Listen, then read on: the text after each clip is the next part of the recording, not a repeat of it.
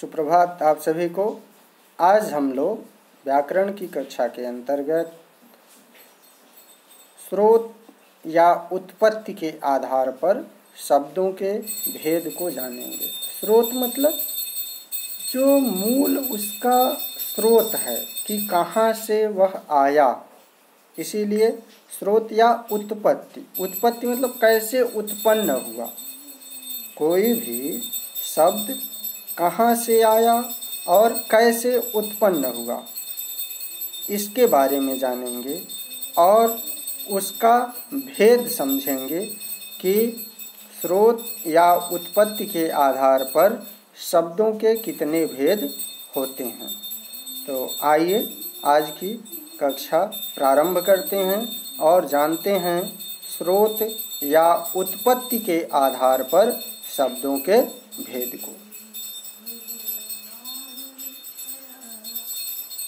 देखिए, सबसे पहले कि शब्दों का वर्गीकरण। वर्गीकरण का मतलब होता है उसे अलग अलग भागों में करना, वर्गीकृत करना, अलग अलग भागों में बांटना। हिंदी व्याकरण में शब्दों का वर्गीकरण 4 आधारों पर किया जाता है। मैं आपको बता दूं कि जो हिंदी व्याकरण है इसमें जितने भी शब्द आते हैं उनका वर्गीकरण हम लोग 4 आधारों पर करते हैं। पहला जो है वो उत्पत्ति या स्रोत के आधार पर। उत्पत्ति मतलब कहाँ से वो मूल रूप से जन्मा है, किस जगह से उसका प्रादुर्भाव हुआ है, कहाँ से वह उत्पन्न हुआ है, उसका स्रोत क्या है। दूसरा व्युत्पत्ति या रचना के आधार पर। व्युत्पत्ति या रचना यानी कोई भी शब्द किस तरह से निर्मित हुआ है। कोई भी शब्द, जैसे मैंने आपको बताया था कि शब्द क्या है कि वर्णों के मेल से बनने वाली सार्थक इकाई है। तो दूसरे के अंतर्गत दूसरा जो आधार है, जिस आधार पर हम लोग शब्दों का वर्गीकरण करते हैं, वो क्या है, रचना या व्युत्पत्ति के आधार पर।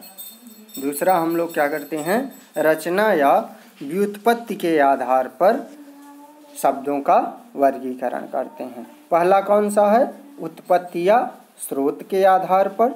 दूसरा व्युत्पत्ति या रचना के आधार पर। और तीसरा अर्थ के आधार पर। अर्थ के आधार पर हम जानते हैं कि शब्द कितने प्रकार का होता है, सार्थक है, निरर्थक है, यानी कैसा अर्थ है। अर्थ के आधार पर यानी 3 आधार हो गए जिस आधार पर हम लोग शब्दों के वर्गीकरण करते हैं। कौन कौन, उत्पत्ति या स्रोत के आधार पर, व्युत्पत्ति या रचना के आधार पर, और तीसरा अर्थ के आधार पर। और चौथा क्या है, रूप परिवर्तन या प्रयोग के आधार पर। चौथा क्या है, रूप परिवर्तन या प्रयोग के आधार पर। किंतु मैं आप लोगों को बता दूं कि आपकी कक्षा में केवल हम लोगों को एक ही आधार पर शब्दों का वर्गीकरण कैसे होता है उसे जानना है, उसी को अच्छे से समझना है। और वह कौन सा है आपका, वह कौन सा है, स्रोत के आधार पर। कौन सा है, स्रोत के आधार पर ना। स्रोत के आधार पर शब्दों का वर्गीकरण कैसे होता है, कौन कौन से होते हैं, इन सब को हम लोग इस कक्षा में जानने का प्रयास करें। ठीक है, तो आइए जानते हैं कि उत्पत्ति या स्रोत के आधार पर शब्दों के भेद। उत्पत्ति या स्रोत के आधार पर शब्द निम्नलिखित 5 प्रकार के माने जाते हैं। उत्पत्ति या स्रोत के आधार पर शब्द कितने प्रकार के माने जाते हैं, शब्द के कितने भेद होते हैं, 5 भेद होते हैं। वो 5 भेद कौन कौन से हैं, तत्सम शब्द। पहला कौन है, तत्सम शब्द। दूसरा तद्भव शब्द। फिर तीसरा क्या है, देशज शब्द। चौथा विदेशी या इसे विदेशज भी बोलते हैं ना। यानी उत्पत्ति या स्रोत के आधार पर शब्द के कितने भेद, 5 भेद। कौन कौन, तत्सम, तद्भव, देशज, विदेशज या विदेशी शब्द, और संकर। संकर का मतलब होता है जो दो अलग अलग भाषाओं से मिले, वो संकर है ना। अब हम लोग विस्तार से एक एक के बारे में जानेंगे कि तत्सम शब्द क्या होता है, तद्भव शब्द क्या होता है, देशज शब्द किसे कहते हैं, विदेशज या विदेशी शब्द कौन कौन से हैं, और संकर शब्द क्या है। तो आइए एक एक करके इन पांचों के बारे में जानते हैं। इसके पहले आपसे यह अगर प्रश्न पूछा जाए कि उत्पत्ति या स्रोत के आधार पर शब्द के कितने भेद होते हैं, तो आपका सीधा उत्तर होगा कितना, 5 भेद होते हैं।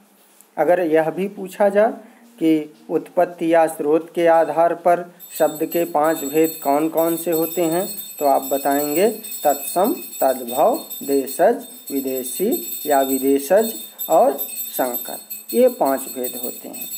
कभी कभी घुमा करके भी प्रश्न पूछ दिया जाता है, या केवल आपसे अगर ऐसे पूछ दिया जाए कि उत्पत्ति या स्रोत के आधार पर शब्द के कितने भेद होते हैं, उनके नाम बताइए, तब भी आप यही लिखेंगे कि उत्पत्ति या स्रोत के आधार पर शब्द के 5 भेद या प्रकार होते हैं जो निम्नलिखित हैं। उनके नाम आप लिख देंगे कि तत्सम, तद्भव, देशज, विदेशी या विदेशज। ठीक है। यहाँ विदेशी को हम लोग इसको और क्या लिख सकते हैं, विदेशी को हम लोग क्या लिखेंगे, विदेशज न, विदेशज भी बोलते हैं, ये विदेशज। ठीक है, हो गया। आइए आगे बढ़ते हैं कि ये 5 भेद होते हैं। अब एक एक करके सबके बारे में जानें। पहला क्या है, तत्सम। पहला कौन सा है, तत्सम। तत्सम का मतलब देखो, तत्सम जो है वो 2 शब्दों के योग से मिला, तत् धन सम के योग से बना है। यहाँ तत् का अर्थ क्या है, उसके। तत् का अर्थ क्या है, तत् का अर्थ उसके, तथा सम का अर्थ है समान। सम मतलब आप जानते ही हैं, सम मतलब बराबर या समान।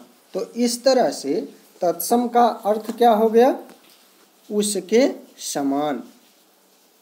तत्सम शब्द, अगर आपसे पूछे कि तत्सम शब्द किन 2 शब्दों से मिलकर के बना है, तो आपका उत्तर क्या होगा कि तत्सम शब्द 2 शब्दों तत् और सम के योग से मिलकर के बना है।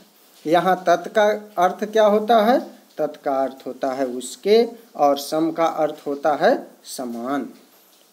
अर्थात हम कह सकते हैं कि प्रत्येक भाषा की एक मूल भाषा होती है। कोई भी भाषा हो, चाहे आप हिंदी, अंग्रेजी न, उर्दू, फारसी, कोई भी भाषा ले लीजिए, सभी भाषा के कोई न कोई एक मूल भाषा होती है, तथा उस मूल भाषा के जो समान प्रयुक्त होने वाले शब्द होते हैं उन्हें तत्सम कहते हैं।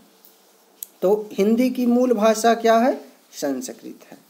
यह भी आपसे प्रश्न पूछा जाए अगर कि हिंदी की मूल भाषा कौन सी है, या हिंदी भाषा की उत्पत्ति किस भाषा से हुई है, हिंदी भाषा की उत्पत्ति किस भाषा से हुई है, तो उत्तर क्या हो जाएगा, संस्कृत भाषा। कि हिंदी भाषा की उत्पत्ति किस भाषा से हुई है, संस्कृत भाषा से। अतः हम यह कह सकते हैं कि ऐसे शब्द जो संस्कृत के समान ही हिंदी में प्रयुक्त होते हैं वे तत्सम शब्द कहलाते हैं। तो तत्सम की परिभाषा अगर आपको बतानी हो तत्सम शब्द की, तो आप क्या लिखेंगे, यह केवल लिखेंगे कि वे शब्द न या ऐसे शब्द जो संस्कृत के समान ही हिंदी में प्रयुक्त होते हैं वे तत्सम शब्द कहलाते हैं।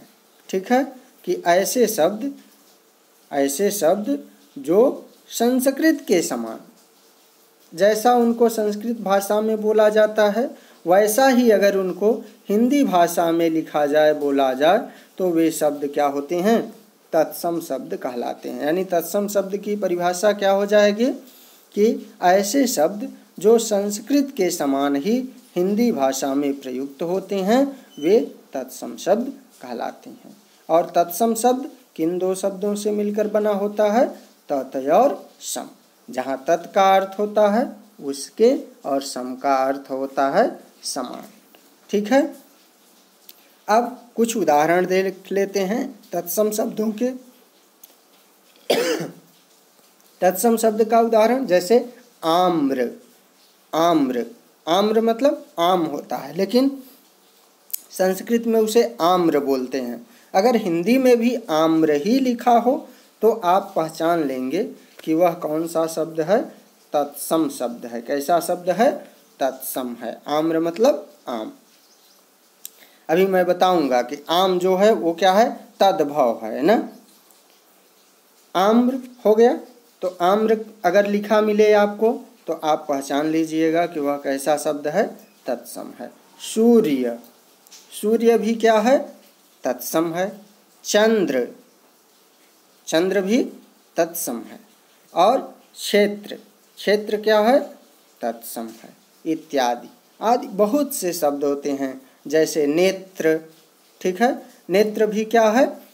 आपका तत्सम है, क्योंकि वह संस्कृत का मूल शब्द है ना। और हिंदी में भी अगर वैसा ही लिखा जाए तो वो भी तत्सम हो जाएगा। तो इस तरह से आपको समझ में आ गया होगा कि तत्सम शब्द किसे कहते हैं कि ऐसे शब्द जो संस्कृत के समान ही हिंदी भाषा में प्रयुक्त होते हैं वे तत्सम शब्द कहलाते हैं। तत्सम शब्द दो शब्दों के योग से मिलकर के बना होता है, तत् और सम। जहाँ तत् का अर्थ है उसके और सम का अर्थ है समान। ठीक है, इसका उदाहरण तत्सम शब्दों के जैसे आम्र, सूर्य, चंद्र, क्षेत्र इत्यादि। अब आगे बढ़ेंगे और दूसरा हम लोग जानेंगे तत्सम शब्द के बाद। तत्सम के बाद जो दूसरा है वो क्या है आपका? तद्भव। तत्सम के बाद दूसरा शब्द जो है वो तद्भव, दूसरा प्रकार है न, स्रोत या उत्पत्ति के आधार पर। तद्भव ये भी दो शब्दों के योग से मिलकर के बना है। तद और भव दो शब्दों के योग से मिलकर के बना है, जिसमें तद का अर्थ होता है उससे और भव का अर्थ होता है उत्पन्न होने वाला। ठीक है, तद्भव भी जैसे तत्सम दो शब्दों से मिलकर के बना था, तत् और सम। तत् मतलब उसके, सम मतलब समान। उसी तरह से तद्भव भी दो शब्दों से मिलकर के बना है, तद और भव। तद का अर्थ होता है उससे और भव का मतलब होता है उत्पन्न होने वाला।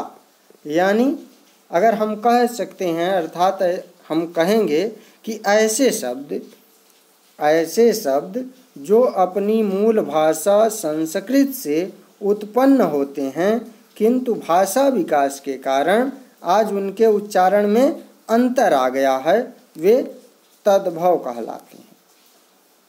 ठीक है, तो तद्भव शब्द की परिभाषा क्या हो जाएगी कि ऐसे शब्द जो अपनी मूल भाषा संस्कृत से उत्पन्न होते हैं किंतु भाषा विकास के कारण, किंतु जैसे जैसे हमारे भाषा का विकास होता है, भाषा आगे बढ़ती जाती है, तो उनके उच्चारण में क्या होता है? अंतर आ जाता है। यानी उच्चारण हम उनका थोड़ा अलग ढंग से करना प्रारंभ कर देते हैं। तो ऐसे शब्द क्या कहलाते हैं? तद्भव शब्द कहलाते हैं ना। तो उदाहरण देख लेते हैं तद्भव शब्द के, जैसे आम। अभी मैंने बताया कि संस्कृत में आम को क्या बोलते हैं? आम्र। उसे क्या बोलते हैं? आम्र न, ये आम्र है। लेकिन हिंदी में जब वो भाषा विकास होता गया धीरे धीरे तो उसका जो उच्चारण है वो बदल गया, उसे हम क्या बुलाने लगे? आम। तो आम क्या हो गया? तद्भव। मूल तो उसका आम्र है ना, जो संस्कृत भाषा का शब्द है, और संस्कृत भाषा के शब्द को ज्यों का त्यों बोलते हैं तो वो तत्सम है, और जब उसमें भाषा विकास के कारण थोड़ा परिवर्तन आ जाता है उच्चारण में और फिर उसे बोलते हैं तो वह तद्भव हो जाता है। जैसे सूर्य, सूर्य को तद्भव शब्द क्या हो जाएगा? सूरज। चाँद, चाँद का तत्सम क्या होगा? चंद्र। चाँद का क्या हो जाएगा? यहाँ लिख देते हैं, ये चंद्र हो जाएगा ना, ये तत्सम है। अग्नि का आग, क्षेत्र का खेत हो जाएगा। इस तरह से तो तद्भव क्या हो गया कि तद्भव ऐसे शब्द जो अपनी मूल भाषा संस्कृत से उत्पन्न होते हैं किंतु भाषा विकास के कारण आज उनके उच्चारण में जो अंतर आ जाता है वे तद्भव कहलाते हैं। जैसे उदाहरण आम, सूरज, चाँद, आग, खेत इत्यादि, ये सभी क्या हैं? तद्भव शब्द हैं। अब आगे बढ़ेंगे और देखेंगे कुछ प्रमुख तत्सम व तद्भव शब्दों को। जैसे मैंने बताया, अब आप देखते चलिएगा कि अग्नि, अग्नि का आग, अग्नि क्या है? तत्सम है, लेकिन उसका तद्भव क्या हो जाएगा? आग। पंच, पंच मतलब पाँच, पंच तत्सम शब्द है, लेकिन उसका रूप बदल करके धीरे धीरे पाँच जब हो गया तो ये पाँच क्या हो गया? तद्भव हो गया। इसी तरह से आपको एग्जाम में भी पूछा जा सकता है कि दिए गए शब्दों का तद्भव शब्द लिखिए, या कोई तद्भव दे दिया गया उसका कहेगा कि तत्सम शब्द बताइए कि कौन सा तत्सम होगा। तो यह भी आप याद रखेंगे और इसको अच्छे से समझ लेंगे। जैसे घृत, घृत का घी, घृत का क्या हो जाएगा? घी। मुख का मुंह, मुख क्या है? तत्सम है और इसका मुंह हो जाएगा। सत्य का सच, सूर्य का सूरज, मस्तक का माथा, यहाँ माता हो गया है, यहाँ क्या हो जाएगा आपका? माथा। ठीक है, मस्तक का माथा, ये गलत है। उसके बाद स्वर्ण का सोना, हस्त का हाथ, गृह का घर, गृह मतलब घर होता है, गृह संस्कृत शब्द का है, भाषा का है, जिसका मतलब तत्सम है ये ना, और इसका मतलब क्या होता है? घर, जो कि तद्भव है। ग्राम, ग्राम गांव हो जाएगा, सप्त का मतलब सात हो जाएगा। इस तरह से कुछ हमने उदाहरण आपको दिया है, आगे आपको ढेर सारे उदाहरण अपनी किताबों में मिलते चले जाएंगे। ठीक है, आगे बढ़ें। अब तीसरा जो भेद होता है वो क्या है? देशज शब्द। देशज शब्द दो शब्दों से मिलकर के बना है, ये भी देश और ज। यहाँ देश का अर्थ होता है क्षेत्र या स्थान विशेष, कोई जगह न, तथा ज का अर्थ है जन्म देने वाला। ज का अर्थ क्या है? जन्म देने वाला।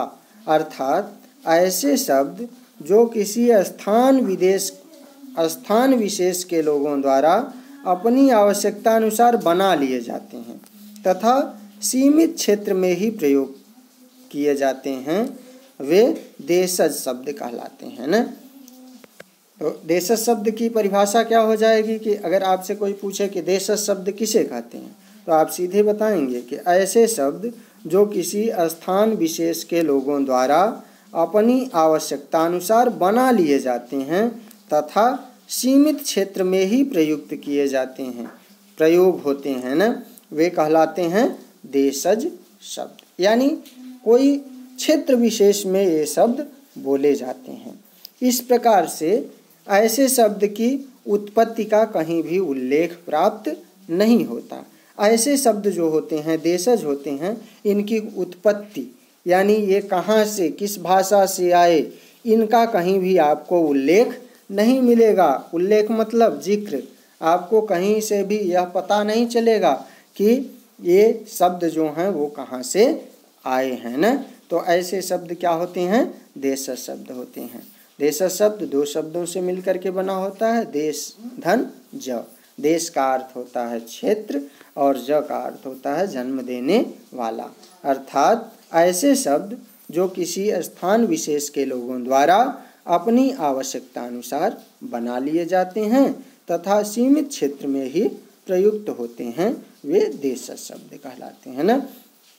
उदाहरण आप देख लीजिए, जैसे खिड़की, पेट, खचाखच, खिड़की, खिचड़ी, पेट, खचाखच, गड़बड़, रेवड़, थप्पड़, ऊबड़ खाबड़, छोहरा, छोहरी, ये सभी शब्द क्या हैं?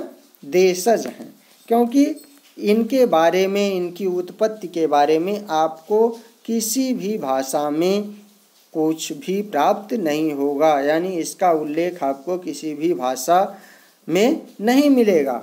ये अपनी भाषा के देन है जो क्षेत्र विशेष में बोले जाते हैं। जैसे खिचड़ी हो गया, पेट, खचाखच, हम लोग कहते हैं ना कि खचाखच भीड़ थी, तो ये खचाखच क्या है? देशज है। सब गड़बड़ हो गया, ये गड़बड़ भी क्या है? देशज है। रेवड़ देशज है। थप्पड़ मारा, उसने मुझे थप्पड़ मारा, थप्पड़ भी क्या है? देशज है। ऊबड़ खाबड़, जैसे जो समतल नहीं होता है, ऊंचा नीचा होता है, ऊबड़ खाबड़ उसे बोलते हैं, तो ये भी देशज है। छोहरा, छोहरी, छोहरा मतलब लड़के के लिए प्रयोग करते हैं, छोहरी मतलब लड़कियों के लिए, तो ये सभी भी क्या हैं? देशज शब्द हैं। आगे बढ़ेंगे और अगले भाग में अगला जो प्रकार है, अगला जो उसका भेद है स्रोत के आधार पर शब्दों का, उसे जानेंगे। ये क्या है? विदेशज शब्द। विदेशज शब्द का शाब्दिक अर्थ जो होता है वो क्या होता है कि अन्य देश में जन्म लेने वाला। विदेश, विदेश धन ज, विदेश मतलब दूसरा देश। यह भी अगर हम देखें तो विदेशज भी क्या है? दो शब्दों से मिलकर के बना हुआ है ना। ये भी क्या है कि दो शब्दों से मिलकर के हमारा बना हुआ है। कौन कौन से? जैसे यहाँ विदेश न और ज, विदेश धन ज, तो विदेश ज मतलब क्या होगा कि विदेश में जायमान, यानी विदेश में उत्पन्न होने वाला। जो हमारे देश में न होकर के कहाँ उत्पन्न हो? विदेश में उत्पन्न हो, दूसरे देश में, अन्य देश में उत्पन्न हो, वह विदेशज होता है।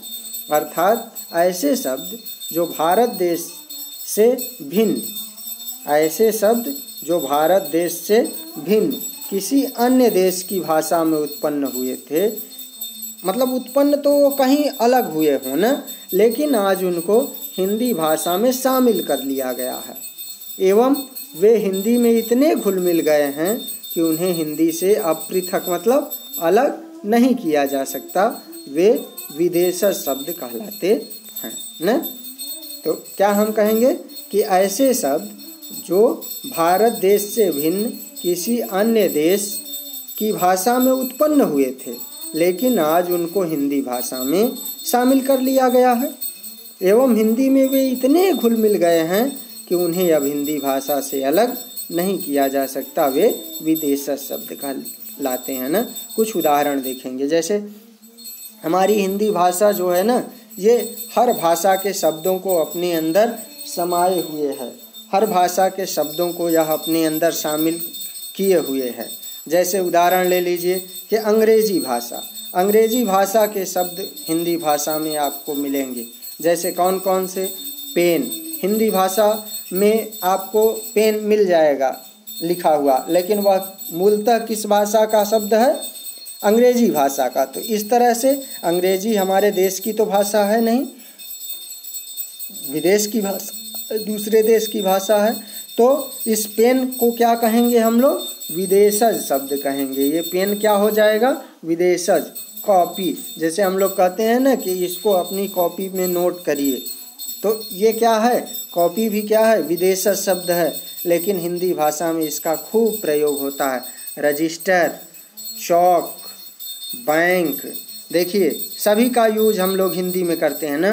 Draft, cheque, car, jeep, telephone, radio, agent, ये सभी किस भाषा के शब्द हैं?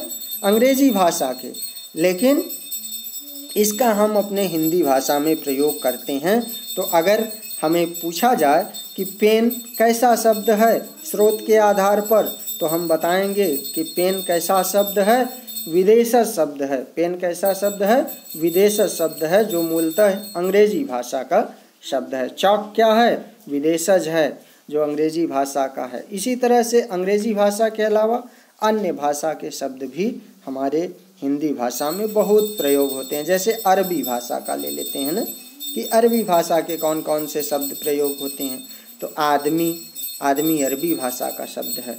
औरत, जिला, तहसील, मुहावरा, जैसे हम लोग मुहावरा कहते हैं ना कि मुहावरे लिखिए, मुहावरे का प्रयोग कीजिए अपने वाक्यों में। तो ये सभी शब्द मुहावरा, आदमी, औरत, जिला, तहसील, अलमारी, ये सभी किस भाषा के शब्द हैं, अरबी भाषा के, जिनका हम लोग हिंदी भाषा में प्रयोग करते हैं। तो इस तरह से आदमी, औरत, जिला, तहसील, ये सब क्या हैं, विदेशज शब्द हैं ना। उसके बाद देखिए फ्रेंच भाषा के भी कुछ शब्द हैं हमारे हिंदी भाषा में जो बहुत ज़्यादा बोले जाते हैं। जैसे कूपन, हम लोग कहते हैं ना कि मुझे इस चीज़ पर कूपन मिला है। मीनू, खाने का मीनू क्या है ना। सूप, जैसे जूस हम लोग पीते हैं तो उसको भी कहते हैं सूप। तो ये सभी फ्रेंच भाषा के शब्द हैं। जापानी भाषा के भी कुछ शब्द हैं, जैसे रिक्शा। रिक्शा किस भाषा का शब्द है, जापानी भाषा का शब्द है, यानी यह विदेशज शब्द है ना। सुनामी, सायोनारा, सायोनारा अलविदा के लिए प्रयोग करते हैं। जैसे हम लोग कहते हैं ना गुड बाय, बाय बाय, ठीक है। तो ये इंग्लिश का है। उसी तरह से हम लोग सायोनारा कहते हैं। तो सायोनारा क्या है, अलविदा इसका मतलब होता है। सायोनारा का मतलब क्या होता है, अलविदा होता है। और ये जापानी भाषा का शब्द है।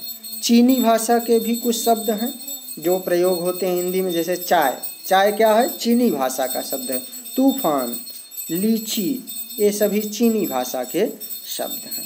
इस तरह से मुझे उम्मीद है कि आप लोग समझ गए होंगे कि ऐसे शब्द जो दूसरे देश की भाषाओं से हमारे हिंदी भाषा में लिए गए हैं उन्हें विदेशज शब्द कहते हैं। आप ऐसे भी परिभाषा लिख सकते हैं कि ऐसे शब्द जो दूसरे देश की भाषाओं से लिए गए हैं और उनका प्रयोग हिंदी में किया जाता है, उन्हें विदेशज शब्द कहते हैं।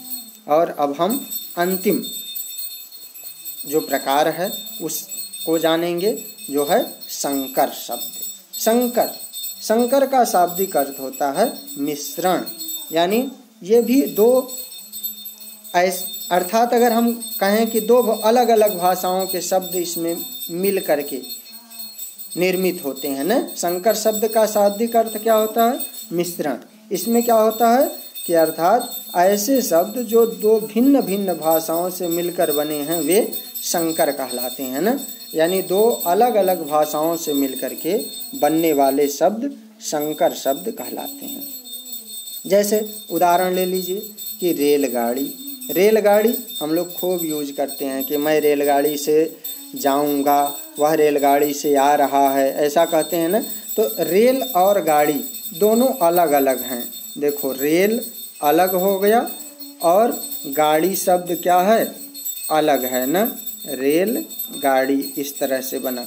तो रेल जो है वो क्या है, अंग्रेजी भाषा का शब्द है। किस भाषा का शब्द है, अंग्रेजी का। और गाड़ी क्या है, हिंदी भाषा का।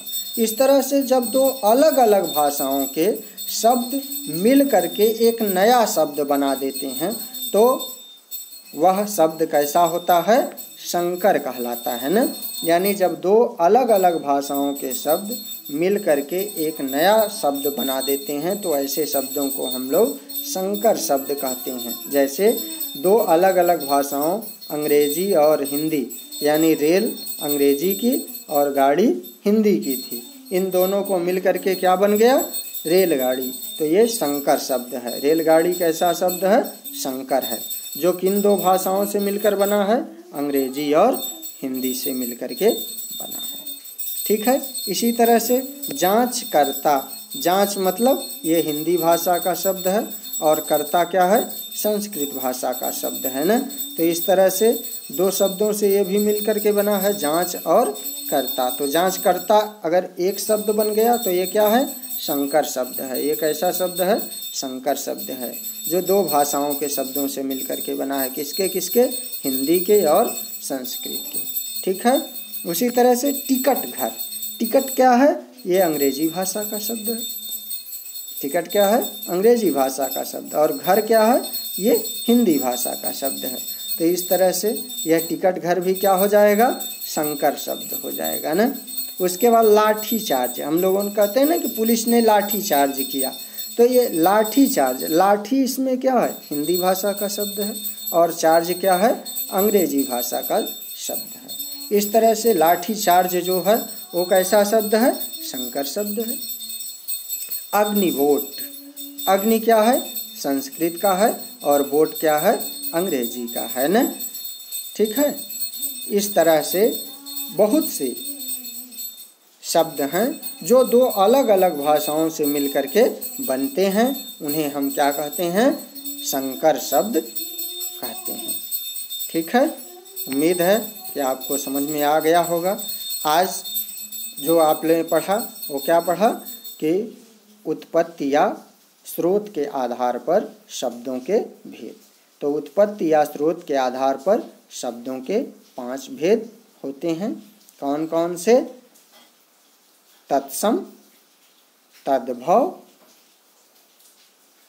आप गिनते चलिएगा, पहला तत्सम, दूसरा तद्भव, ठीक है, तीसरा देशज, चौथा विदेशज, और पांचवा संकर। इस तरह से स्रोत या उत्पत्ति के आधार पर 5 भेद होते हैं। अलग अलग भी आपने सबके बारे में जाना। उम्मीद है कि आपको अच्छे से समझ में आ गया होगा। आज के लिए बस इतना ही। धन्यवाद।